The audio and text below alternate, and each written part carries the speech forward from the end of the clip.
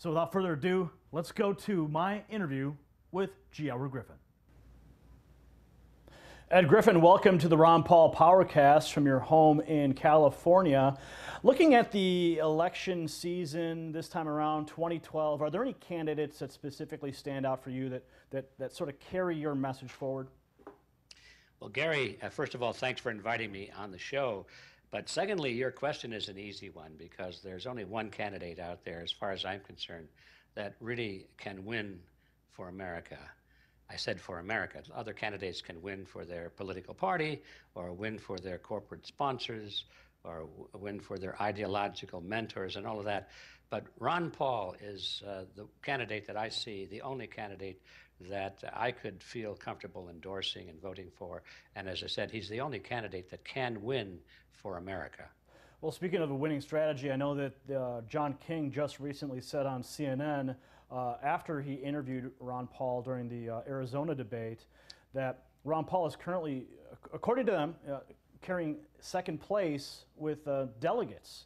How do you feel about that as a strategy? You know, we see the horse race taking place with, jockeying for positions with primary wins and caucus wins, and everyone's like, oh, first place, second place, third place, but the real race comes down to the delegate strategy. What is your thought on that specific angle to go for the win? Well, you're absolutely right, Gary. All of the media attention is on winning the debate, as though winning a debate really means anything at any level, except if you're on a debate team. Then you want the trophy, of course. But this is not, we're not fighting for a trophy here. We're trying to save America and restore America. And it takes more than just the audience voting and saying, well, I like this guy because he seemed to really have the best answers or he did best in the debate. So the point I'm leading up to is the one you've already made, which is that the only thing that matters in these caucuses is how many delegates the candidates are securing at the end of the caucus. And it's something that you never hear mentioned, or hardly ever hear mentioned in the mainstream media. And the fact of the matter is that the winner, so-called announced winner of the debates, is not always the person that walks away with the most delegates, which means he's got these committed votes when it comes time to go to the national convention. He's got votes in his pocket. And whether he got a high score in the debate really isn't too important. And so I'm really happy to see that Ron Paul is at least in second place. And I suspect maybe even in first place if we knew all of the intricacies behind the scenes. In any event, Ron Paul is either first or second place in securing debates. And so he is a major contender in the coming nominations. Now let's talk about some of Ron Paul's points. Are there any specific points of Ron Paul's message that resonate with you specifically? Oh, yes. Almost everything that Dr. Paul talks about resonates with me. But when I sort of stand back and look at what's going on in America, to me, the two most major issues are, one, the loss of American sovereignty. The fact that for many decades now, piece by piece, year by year, the leaders of both major political parties have been participating in the surrender of American sovereignty, bit by bit. A piece of legislation here, a Supreme Court decision there, a United Nations treaty here, participation in what they call harmonization strategies with other countries and so forth. And when you stand back and look at that, you realize that these people are just chopping away, branch at a time, that beautiful tree of American sovereignty, to the point where we're practically at the state of not being a nation anymore. Probably the last stage in that, and we see looming right now, is when leaders of both political parties are anxiously trying to bring about a new international currency. I mean, we're going to phase out the American dollar, they say. The American dollar is in trouble. So what's the solution? Not to go back to a sound money and strengthen the American dollar. Their solution is, let's abandon the American dollar and adopt an international monetary system of some kind, which will be, of course, no different than the one we now have, except it'll be beyond the control of Americans. And that's what I'm leading up to, which is the two cornerstones of national sovereignty are military power and your own monetary system. Well, if they take the monetary system from America, then America really, by definition, is no longer a nation. So there's one of the major issues, as far as I can see, that's been going on for many years. And the other one, of course, is our monetary system itself being based on this fractional reserve system and being controlled by a private banking cartel called the Federal Reserve System. And they've just used the monetary system as a form of legalized plunder of the American people with all of these bailouts and these massive loans they've made. This is all for the banks, of the banks. You know, the nation has literally been captured by the financial fraternity. And that, to me, is the second major issue. And how many candidates on either side of the aisle are talking about either one of those? Basically, one, and that's Ron Paul. So you're talking about the fiat banking system. You see that we're moving towards a global fiat banking system. Absolutely. And based on, because I can look back in my short life and see a speeding up, an amping up, a higher frequency of the loss of sovereignty and all these things taking place. I mean, just in the past 5 years, we've seen a substantial increase in these events, these global events and these breakdowns of the economy and such.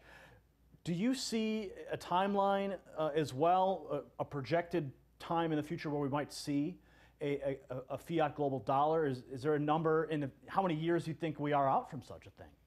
Well, that's a question that, of course, is on everyone's mind, including mine. And I've often wondered how much time we have left to turn this thing around. And I'm pretty bad at making predictions when it comes to deadlines and timelines. I've always thought that it was just around the corner.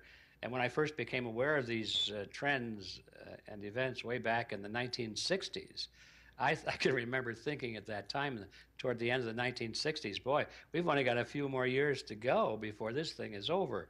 Well, so much for my judgment of the resilience of the American economy.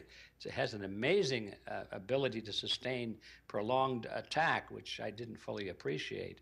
But I do know that even though that I can't predict a date, and I don't think anybody can, I do know that it's coming. You know, I was reminded that the farmers up in the northern border of the United States, up along the edge of Canada, they know that about every 6 or 7 years there's a big blizzard that comes along. They don't know which year it's going to be, but they know it's coming. And they just, instead of saying, well, I think it's going to be this year or the next year, they just prepare for it so that they're ready no matter when it comes. It might even come 2 years in a row. And I've often thought about that because I don't think it's necessary to get too fixed on exactly the date that this event is going to happen and the transfer to an international fiat currency. We know it's coming, and it's very close. And you can tell just by reading between the lines in the major media, every time they talk about some international event where the bankers and the politicians meet, whether it's in Switzerland or whether it's in Germany or London or Paris or wherever, they all get behind closed doors, and when they come out, they say, well, we can't talk too much about it. But one of the things we all agree on is that we do need an international monetary system, and we're working now, they'll tell us, on how to bring that about. So there is absolutely no resistance to it at the highest levels of governments around the world, and certainly no resistance to it within our own government here in the United States. So we know it's coming, and when it comes, we don't know, but we know it's very, very close. Well, I want to make sure that I plug your book, The Creature from Jekyll Island, an excellent read and a breakdown of the Federal Reserve and the fiat banking system, a must-read for all Americans out there. And you're talking about what takes place behind these closed doors. Do you feel that there's a level of arrogance that is seeping into world leaders today that wasn't there years ago? That's a good question. I have always sensed that, Gary. I felt that these people were so confident of their power that they were arrogant. They completely ignore the will of the people that supposedly they represent. They go through the motions of, pretending to be concerned, but I've always sensed this arrogancy about them. Their concept is, we've talked about it before.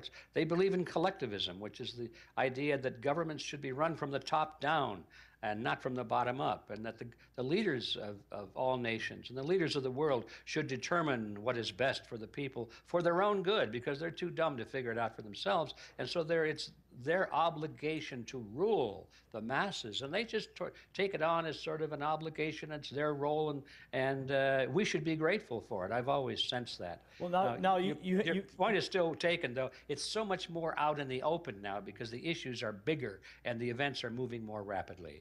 Now, you have some solutions to those problems, such as your Freedom Force International is one, and also the Project City Hall. Could you give us a brief summary of each of those? Yes, I know we don't have a lot of time, and to brief summarize those is pretty hard. But anyway, I'll try my best. Freedom Force International is as the word suggests, it's an international group. It's a network of people. It's a movement all around the world. We have people in it in 68 countries now, and their role simply is to recapture the political systems where they live. All around the world, people have pretty much the same problem. It's the growth of collectivism, this arrogancy of government that we were just talking about. And we have a plan to reverse that and to take back the power centers of society. And instead of complaining to our leaders about the things they're doing wrong, our plan is to become the leaders of the next generation. And anybody that thinks that's a good idea, I invite them to come to our website, which is freedomforceinternational.org, freedomforceinternational.org, and I think they'll like what they see there. Now, an example of that strategy of becoming leaders in our own systems, we have in the United States a project in Freedom Force called Project City Hall. And it's based on an unofficial slogan that we have, which goes like this. The slogan is, you can't fight City Hall, but you can become City Hall. And that says it in a nutshell. Instead of complaining about what our elected representatives are doing, why don't we run for office or find somebody that we can support, get them to run for office, so we're no longer on the outside of the halls of power, we're on the inside. And Freedom Force has prepared a study program, training program, to show anyone how to run for political office of some kind. I'm not talking about President of the United States. We believe that we have to start at the grassroots level. Right now, our project is actively showing people how to become delegates in the political parties of their choice. In many states right now, you could go down and in a few days, you can be on the ballot. It might cost you $12. And you might need 5 signatures or something like that. But anybody can get on the ballot and become a delegate to the political party of their choice. These delegates are the ones that are going to go to the conventions and vote for the candidates. This is power, and people have ignored it. We're having people running for the Board of Supervisors in their county. We have several members who have already succeeded. They're now they're legislators in their county. They're in the House of Representatives. This is what we believe is the only path to taking back the system, not revolution and guns on the street, but working through the system and recapturing those power centers. And then it might take a little while. It's not going to happen by 2012, but it will happen certainly within a generation. So those are the plans. And if anybody wants to just quit complaining about it and become active and to recapture the power centers, come to freedomforceinternational.org and be sure to look up that little box on the side that says Project City Hall. And if that is too difficult, just go to Google and type in either one, Freedom Force International or Project City Hall, and you'll be there. Now, we've only got about 60 seconds left, and I did want to just mention your Reality Zone newsletters. How can people get subscribe to those? Oh, thanks for that, Gary. Yeah, just come, again, go to Google and type in Unfiltered News. That's the name of our free newsletter, and it goes out every week. In fact, I'll be working on it for the rest of tonight, and the issue will be published tomorrow. It's a great little newsletter. I personally spend a lot of time on it, and we're getting tremendous feedback from it. So the title of it again, look it up. It's Unfiltered News. All right, Ed, thanks again for joining us on the Ron Paul Powercast. And everyone at home, make sure you get the unfiltered news. You go and get the book, The Creature from Jekyll Island, and educate yourself on the delegate process, Project City Hall, Freedom Force International. Ed Griffin, thanks for joining us. Gary, thanks.